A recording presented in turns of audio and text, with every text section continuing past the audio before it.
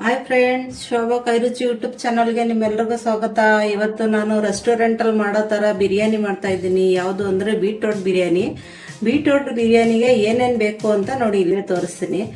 First ನೋಡಿ, ಚಕ್ಕೆ, ಲವಂಗ, ಮರಾಠಿ ಮೊಗ್ಗು ಮತ್ತು ಸೋಂಪು, ಪಲಾವ್ ಎಲೆ, ಶುಂಠಿ ಬೆಳ್ಳುಳ್ಳಿ ಪೇಸ್ಟು, ಮೆಣಸಿನ್ಕಾಯಿ ಪುಡಿ, ಎಣ್ಣೆ, ಬೀಟ್ರೋಟು, ಈರುಳ್ಳಿ, ಒಂದು 5ರಿಂದ 6 ಹಸಿಮೆಣಸಿನ್ಕಾಯಿ, ಒಂದು 6 ಟೊಮೊಟೊ ತೊಗೊಂಡಿದ್ದೀನಿ ಚಿಕ್ಕ ಸೈಜ್ದು, ಪುದೀನ ಸೊಪ್ಪು, ಕೊತ್ತಂಬರಿ ಸೊಪ್ಪು, ಇಷ್ಟು ಬೇಕಾಗುತ್ತೆ.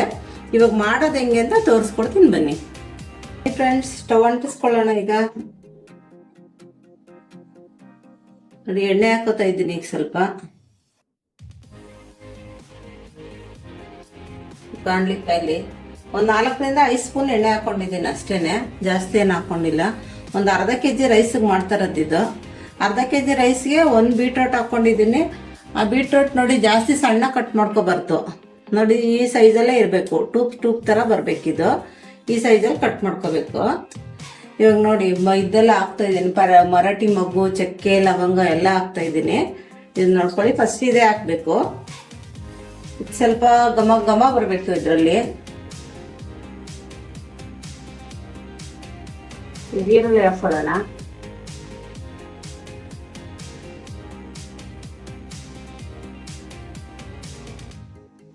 ಈರುಳ್ಳಿ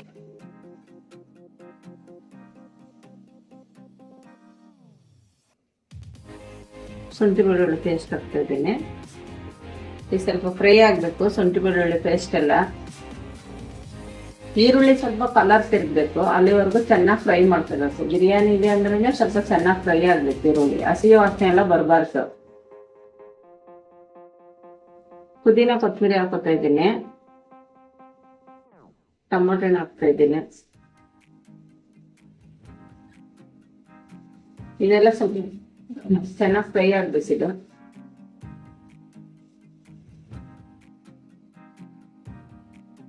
ಚಿಲ್ಲಿ ಪೌಡರ್ ಹಾಕ್ತಾ ಇದ್ದೀನಿ.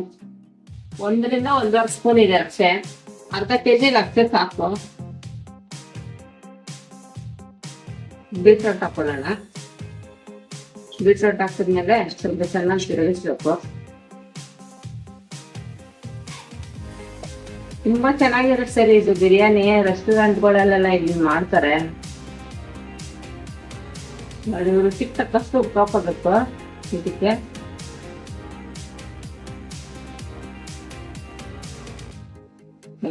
ಎಷ್ಟು ಕಲರ್ಫುಲ್ ಆಗಿದೆ, ಚೆನ್ನಾಗಾಗ್ತದೆ. ಮಸಾಲೆನೇ ಸ್ವಲ್ಪ ಬೀಟ್ರೋಟ್ ಎಲ್ಲ ಚೆನ್ನಾಗಿ ಬೇಯಬೇಕು, ಅವಾಗ ಟೇಸ್ಟ್ ಚೆನ್ನಾಗಿರುತ್ತೆ. ಇವಾಗ ನೀರು ಹಾಕೋತೀನಿ. ಇದಕ್ಕೆ 2 ಲೋಟ ಅಕ್ಕಿಗೆ 4 ಲೋಟ ನೀರು. ಈಗ 1 ಲೋಟ ಹಾಕಿದೆ, ಇದು 2ನೇ ಲೋಟ, 3 ಲೋಟ.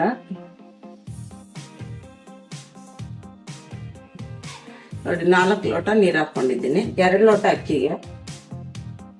ಇದು ಸ್ವಲ್ಪ ಚೆನ್ನಾಗಿ ಕುದಿಬೇಕಿದು. ಚೆನ್ನಾಗಿ ಕುದಿ ಸ್ವಲ್ಪ ಘಮ ಬರಬೇಕಿದು.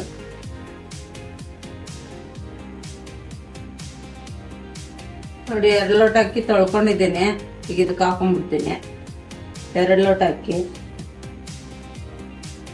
ಒಂದು 2 ವಿಜಿಲ್ಸ್ ಹಾಕಿದ್ದಕ್ಕೆ.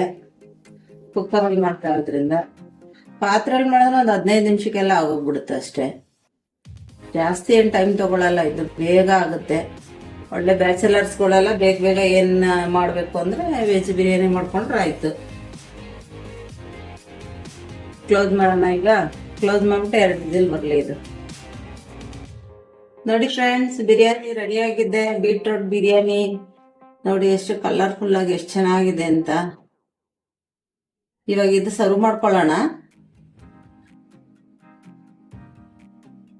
ನೋಡಿ ಫ್ರೆಂಡ್ಸ್, ಬೀಟ್ರೋಟ್ ಬಿರಿಯಾನಿ ರೆಡಿಯಾಗಿದೆ. ನೋಡಿ ನಿಮ್ಮ ಮನೆಯಲ್ಲೂ ನೋಡಿ ಮಾಡ್ಕೊಂಡು ನಮಗೂ ಹೆಂಗಿದೆ ಅಂತ ಕಮೆಂಟ್ ಬಾಕ್ಸಲ್ಲಿ ತಿಳಿಸಿ. ಓಕೆನಾ? ಈ ವಿಡಿಯೋ ನಿಮ್ಗೆ ಇಷ್ಟ ಆಗಿದ್ರೆ ಲೈಕ್ ಮಾಡಿ, ಶೇರ್ ಮಾಡಿ, ಕಮೆಂಟ್ ಮಾಡಿ.